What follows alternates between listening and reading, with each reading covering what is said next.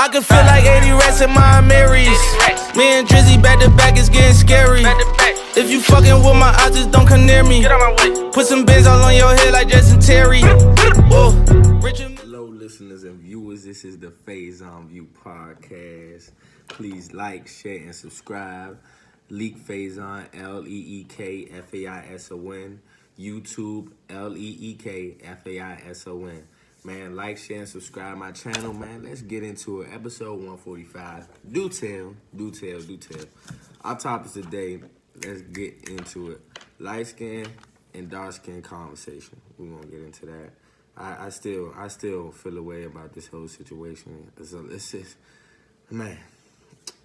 Inmate Rodney Reed on possible death row, November 20th.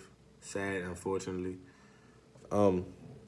Lastly, would you rather get away with lying every time or always knowing when someone is lying to you? Man, like, share, and subscribe to the podcast. Let's get it. First, man, we got the light skin versus dark skin conversation.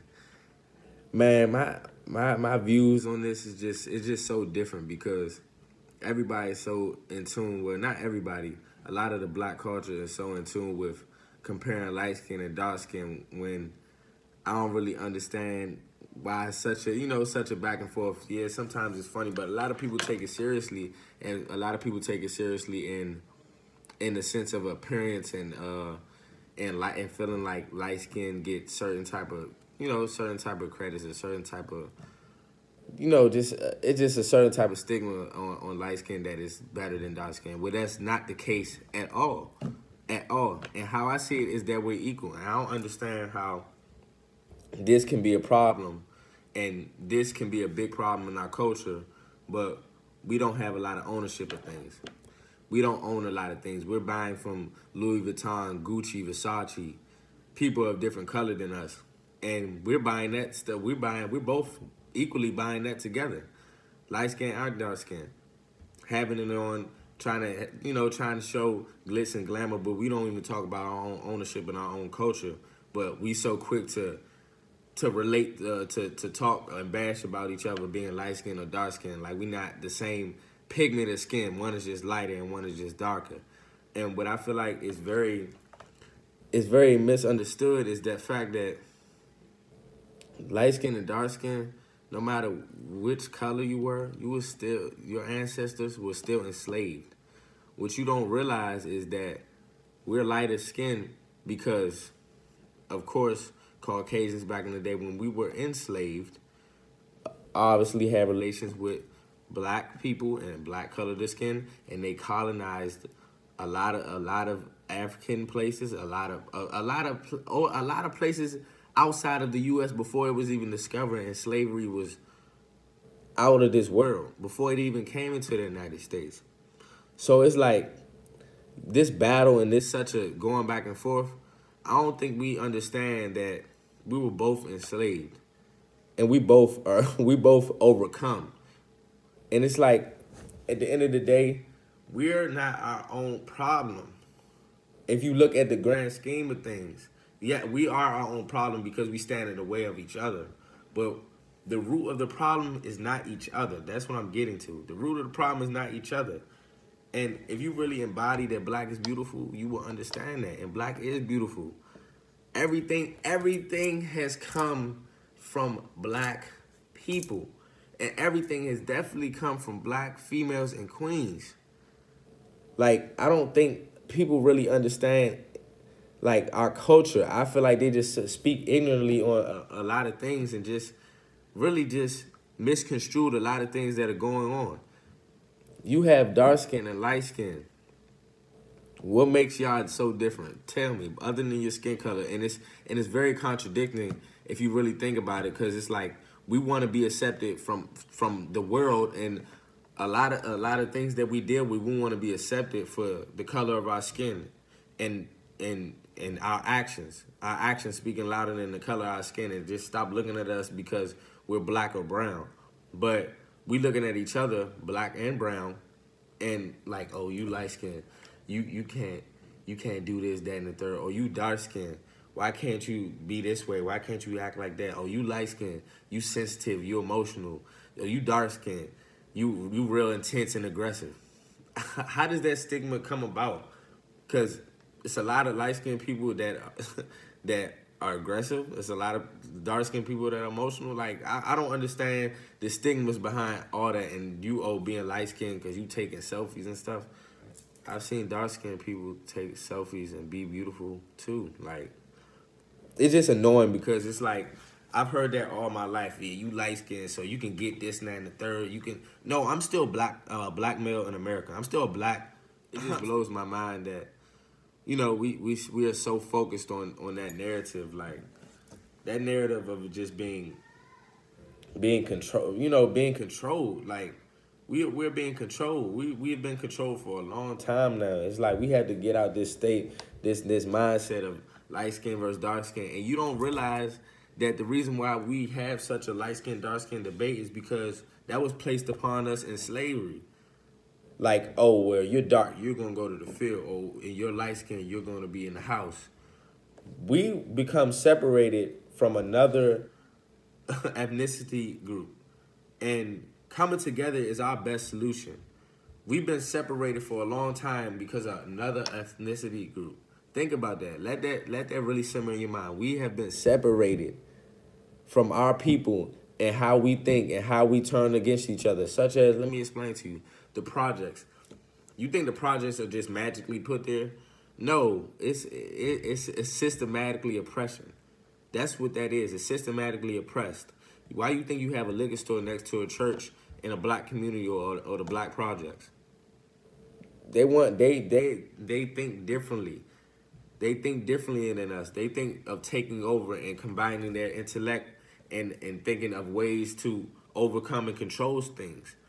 I just want to know, why can't we do that? Why can't we be the powerful ones? And we always have been the powerful ones. Look what we're doing now, such as Tyler Perry. Tyler Perry has opened a studio, a production studio, that is bigger than any studio that you can name. Any studio in the world that you can name. And it's like, there's things like that you just really have to take heed to and really understand that our black is beautiful, man. Stop looking at each other with hatred. Stop walking down the street and wondering why he acts this way because he's light skinned or dark skinned, man. We all the same. We all come from the same roots. And this mindset has been controlled. We've been controlled a long time with a certain mindset that we just need to break. I'm just tired of hearing the same stigma and the same conversations about being light skinned or dark skinned. So yes, it's funny sometimes because it could be in a realm with your friends and stuff, but in general, it gets annoying because it's like, you think about it, I'm talking about me being lighter or darker than you. What does it matter? We both are black. we both come from a certain. We might not come from the same upbringing and the same way of thinking, but you really have to understand down the history and our ancestry, and we were enslaved. So what makes you more or better than the next one? We are all equal, and that's what we strive to overcome.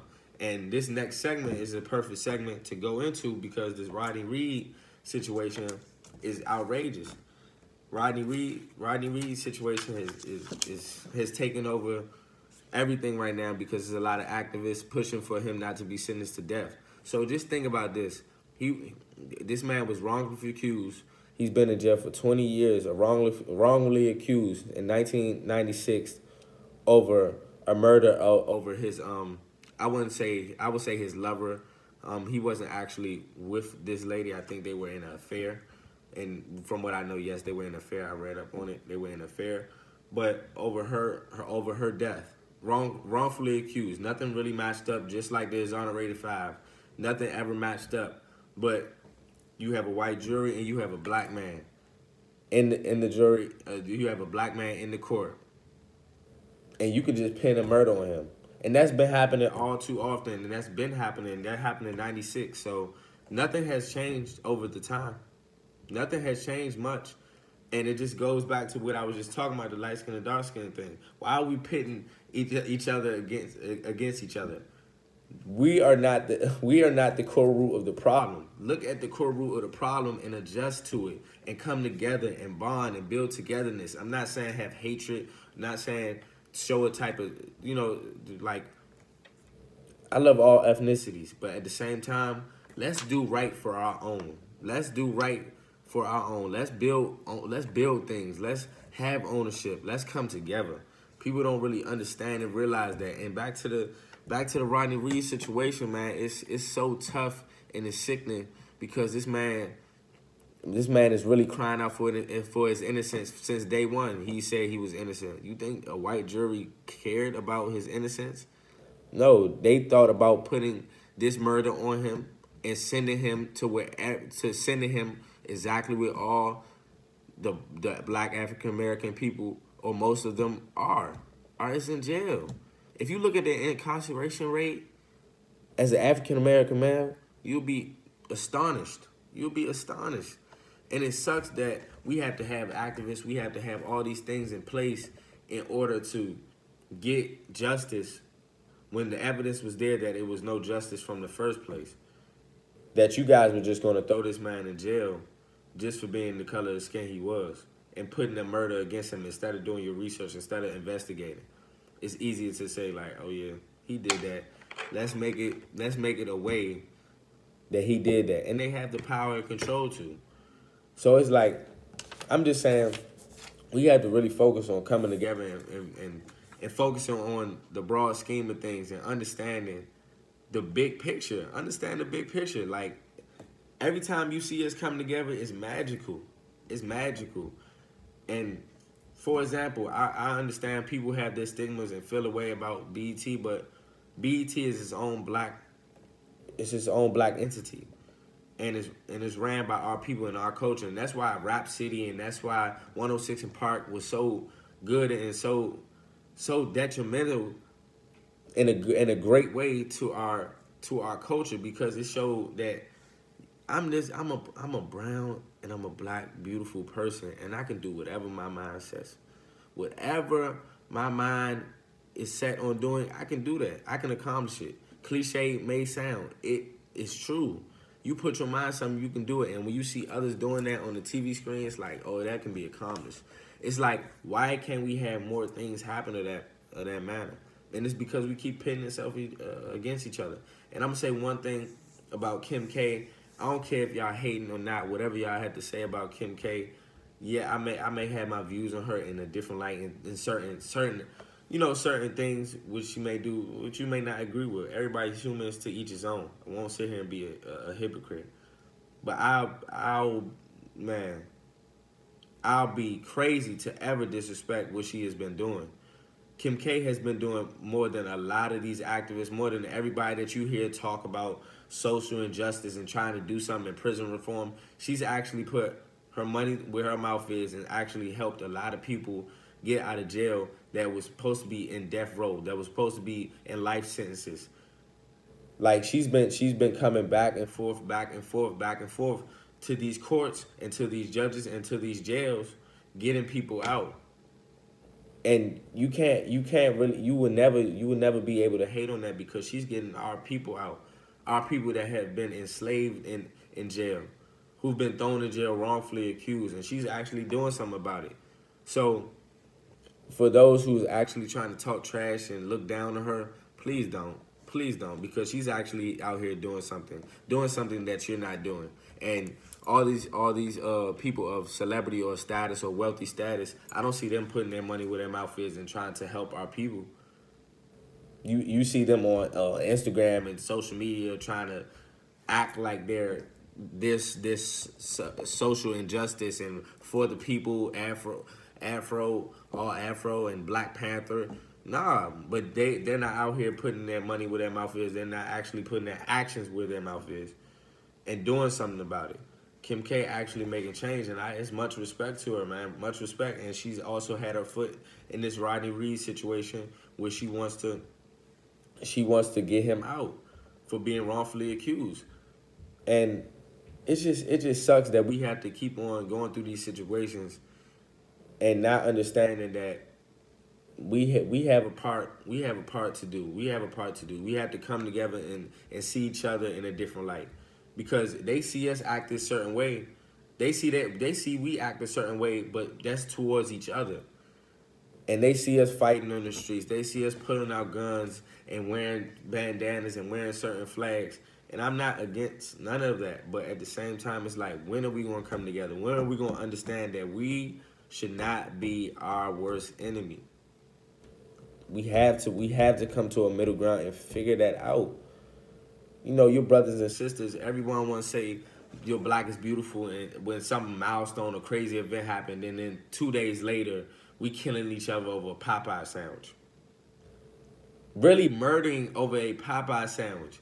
And they was like, oh, well, it wasn't over a Popeye sandwich. Yes, it was, because this man had cut in line and got into an altercation and ended up stabbing this man up. And it's just like, we are the same skin color. So you getting in line and getting in an altercation and stabbing each other up, not even knowing each other, not knowing how this would affect that family, not knowing how that will affect this family, and you're the same color skin. That doesn't make any sense. And you see how these people, other ethnicities, look at us. They sit here and laugh. Wow, they're really doing this. Wow, they're really killing each other like this. Wow.